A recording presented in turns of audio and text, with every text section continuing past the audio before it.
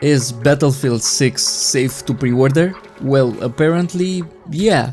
Over 500,000 players are already on board, and we're looking at projections close to 1 million pre-orders. Let's be real, even if you don't pre-order, you'll probably still jump in at launch. You've already had a taste during the beta, and once the full release hits with bigger maps, more guns, and all the features the community's been asking for, it's going to be hard to stay away.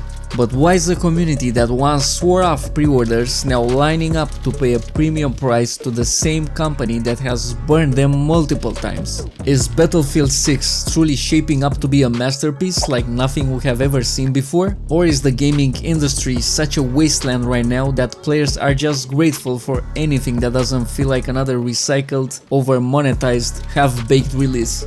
Let's start with those pre-order numbers, because they tell quite a story. We're looking at projected pre-orders hitting around 1 million copies before the game even launches in October. For context, that's massive for a franchise that was supposedly dead in the water just 3 years ago. So what changed? Well, the beta and a shiny trailer happened.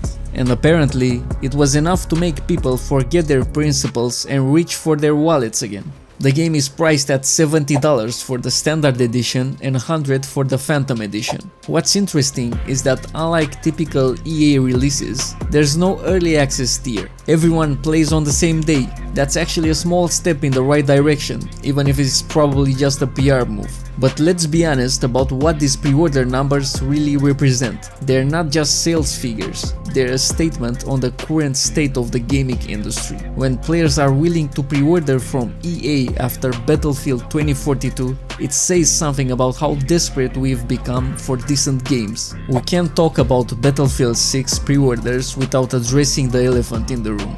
Battlefield 2042 was an absolute catastrophe, and EA has never properly acknowledged or apologized for it.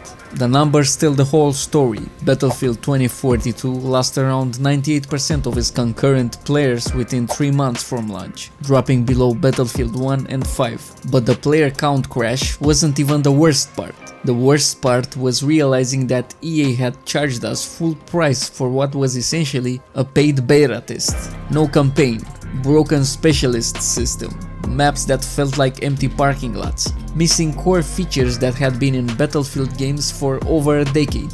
And they just blamed Halo Infinite and COVID, not their own development failures, not their decision to rush an unfinished game to market, but external factors completely outside of their control. They took zero responsibility for one of the most spectacular failures in gaming history. And the worst part is that EA made their money anyway. All those pre-orders meant they had already secured millions in revenue before anyone realized how broken the game was. Also, if you enjoyed the video so far, consider leaving a like and subscribing, as it really helps the channel grow.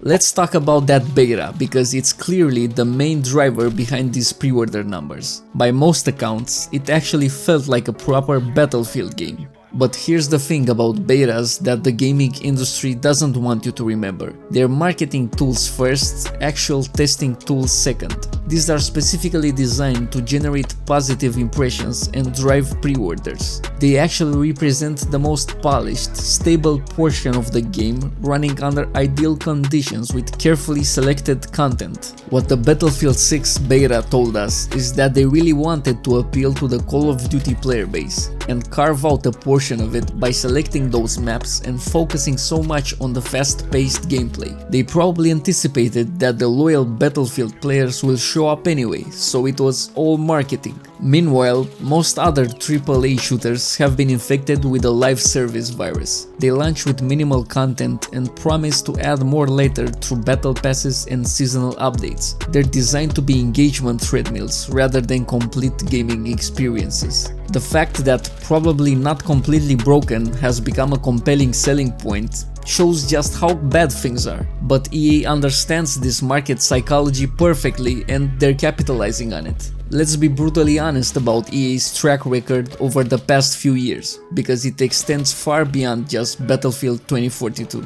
This is the same company that gave us Anthem, which was supposed to be their destiny killer and instead became another overhyped failure. They spent years developing it, hyped it as the next big thing, and then abandoned it when it didn't immediately succeed.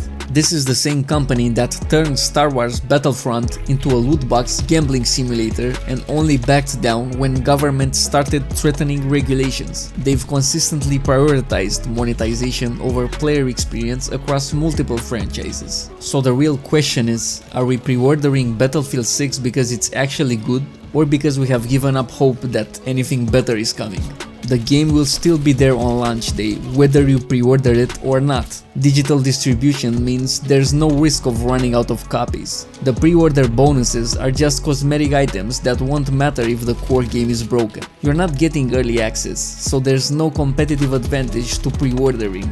The reality is that Battlefield 6 will be better than Battlefield 2042. With the bar set so low, almost anything would be an improvement. Those pre-orders will likely pay off, as the game will be playable at launch, features will be delivered as promised, and it will probably offer the fresh Battlefield experience we have been waiting for. The gaming industry has trained us to be grateful for basic competence, and EA is capitalizing on that perfectly. They know that as long as Battlefield 6 isn't completely broken, we'll consider it a success. They know that our standards have fallen so far that meeting the bare minimum of expectations will generate positive reviews. And I'm saying all this as someone who really wants to see Battlefield succeed. I had a blast during the beta, I'll admit it. It was fun, it felt good, and I'm 100% going to be there on launch day. But here's what kept running through my head the entire time. What did Battlefield 6 actually do that was so groundbreaking it deserves this level of hype?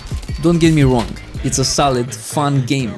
But that underlying feeling never left me, that most of the right moves we're cheering for aren't some revolutionary achievement, they're just the basics, stuff that should already be standard in the industry, not treated like a rare gift we should be grateful for. But let me know what you think in the comments, and don't forget to subscribe and leave a like if you enjoyed the video. Thanks for watching and see you on the next one.